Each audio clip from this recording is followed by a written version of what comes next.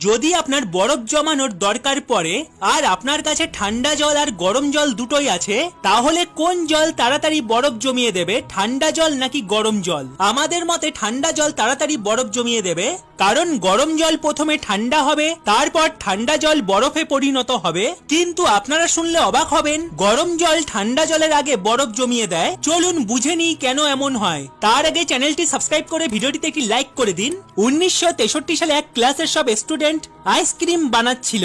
এমপেম বা লেট হওয়ার কারণে তার গরম দুধ ফ্রিজে রেখে দেয়, আর স্টুডেন্টদের সাথে সাথে প্রফেসররাও চমকে গিয়েছিল যখন এমপেম বার গরম দুধ সবার প্রথমে জমে যায়। যখন এই বিষয়ের উপর রিসার্চ করা হলো, সুপার কুলিং নামের একটি জিনিস হয়। যখন ঠান্ডা জল বরফে পরিণত হতে যায় তখন 0 ডিগ্রি সেলসিয়াস থেকে অনেক নিচে চলে যায়, তারপর জমতে শুরু করে।